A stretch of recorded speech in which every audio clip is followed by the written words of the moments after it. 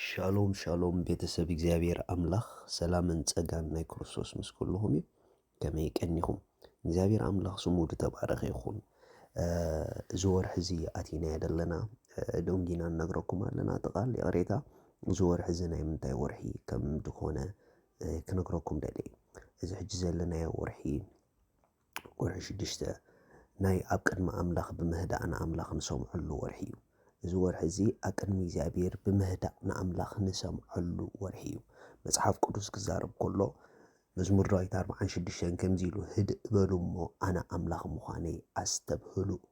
ኣብ ማእከል ኣህዛብ ልዕል ክብል ኣብ ምድሪ ልዕል ክብል ኢሉ ርኢኹም ኣምላኽነቱ ዘስተብህሉ ወይ ድማ ንኣምላኽነቱ ኣብ ህይወቶም ዝርእዩ መን እዮም እንተዳኢልኩምኒ እቶም ኣብ ቅድሚኡ ዝሃድኡ እዮም እንተደኣ ኣብ ቅድሚ ኣምላኽ ዘይሃዲእካ ኣምላኽነት ኣምላኽ ክትሪኦ ከዓ ኣይትኽእልን ኢኻ እንተደኣ ኣብ ቅድሚ ኣምላኽ ዘይሃዲእካ ሓሳብ ኣምላኽ ክትረክብ ኣይትኽእልን ኢኻ እንተደኣ ኣብ ቅድሚ ኣምላኽ ዘይሃዲእካ ምኽሪ ኣምላኽ ከተስተውዕሎ ኣይትኽእልን ኢኻ ብዙሓት ክርስቲያናት ሽግርና ንኣምላኽ ክንዛረቦ ደኣ እምበር ኣምላኽ ክዛረበና ኣይንሃድእን ኢና ኣምላኽ ክዛረበና ግዜ ንቦን ኢና ኣምላኽ ክዛረበና ምኽሩ ክነግረና መንገዱ ኸርእየና ክምዕደና ክምኽረና ክቐርፀና ኣብ ቅድሚኡ ኣይንሃድእን ኢና እዛ ወርሒ እዚኣ ግን ንነብስና ሓደ ነገር ነላምዳ ኣብ ቅድሚ ኣምላኽ ሃዲኣ ፀጥ ክትብል ነላምዳ ኣብ ቅድሚ ኣምላኽ ሃዲኣ ክትሰምዖ ነላምዳ ኣብ ቅድሚ ኣምላኽ ሃዲኣ ክትርከበሉ ነላምዳ ኢየሱስ ክርስቶስ ንዘለኣለም ጎይታ እዩ መጽሓፍ ቅዱስ ከምኡ እዩ ዝብል ህድእ በሉ እሞ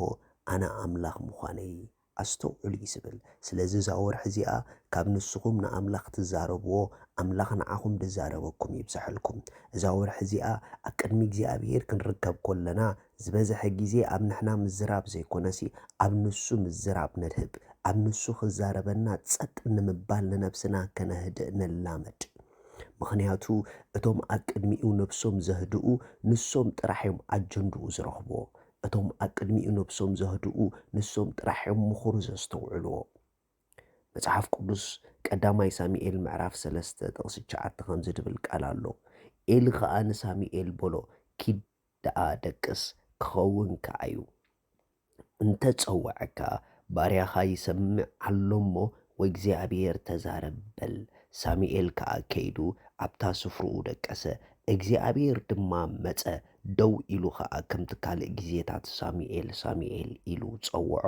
ሳሙኤል ከዓ ባርያኻ ይሰምዕ ኣሎ እሞ ተዛረብ በለ ሽዑ ኣምላኽ ንሳሙኤል ምኽሪ ክነግሮ ጀሚሩ ክሳብ ሳሙኤል ኣብ ቅድሚ እግዚኣብሔር ሃዲእካ ተዛረብ ኢልካ ንኽሰምዕ ርእስኻ ምድላው እዛ ደረጃ ክሳብ ዘይበፅሓ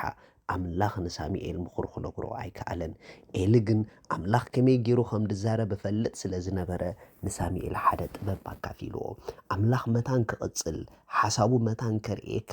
ኣብ ቅድሚኡ ርእስኻ ሃዲእካ እሰምዐካ ኣለኹ ባርያኻ ተዛረብ በሎ ሰማዒ ይኩን ኣብ ቅድሚ ኣምላኽ ንሰማዕቲ ዝብሎም ነገር ኣለዎ ኢልዎ ብሩኻት ክትጽልዩ ከለኹም ኣብ ቅድሚኡ ንምህዳእ ሕሰቡ ክትጽልዩ ከለኹም ድምፁ ንኽሰምዑ ሕሰቡ ክትጽልዩ ከለኹም ኣምላኽ ንኽዛረብ ንስኹም ድማ ፀጥ ትብልሉ ግዜ ይሃልኹም እዛ ወርሒ እዚኣ ኣብ ቅድሚ እግዚኣብሔር ህድኡ ኣብ ቅድሚ እግዚኣብሔር ሓሳብኩም ጠርኒፍኩም ኣብ ቅድሚ እግዚኣብሔር ንልብኹም ኣህዲእኩም ኣብ ቅድሚ እግዚኣብሔር ካብ ኩሉ ኩነታት ወፂኹም ፀጥ ኢልኩም ድሃዩ ንምስማዕ ሃንቀው በሉ ምኽንያቱ እቶም ናይ ብሓቂ ንዕኡ ክሰምዕዎ ሃንቀው ዝብሉ ይረኽብዎ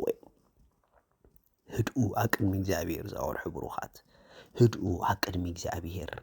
ህድኡ ኣብ ቅድሚ እግዚኣብሔር መጽሓፍ ቅዱስ መዝሙር ኣብ ምሳሌ ምዕራፍ 1 ከምኡ ኢሉ ኣሎ ጥቕሲ 33 እቲ ዝሰምዐኒ ግና ኢሉ ብድሓን ክነብር ንኽፉእ ከይፈረኻ ክሃድዩ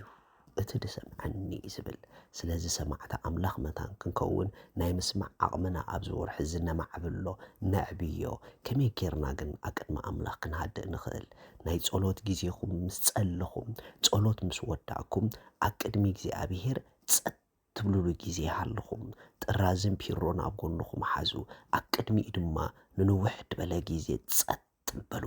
ኣብቲ ፀጥታ ድምፂ ኣምላኽ ክትረኽብዎ ኢኹም ህዱእ ንፋስ መፀ ኢሉ ኣብኡ ድማ ኣምላኽ ነበረ ኢሉ ኣብቲ ዝሃዳእኩምሉ ኣብኡ ኣምላኽ ክትረኽብዎ ኢኹም ስለዚ ኣብቲ ህዱእ ንፋስ ኣብኡ ኣምላኽ ኣሎ እሞ ህድእ በሉ፣ ሓሳባትኩም ጠርኒፍኩም ጸጥ በሉ፣ ቃሉ እንዳስተንተንኩም ስቕ በሉ። ሽዑ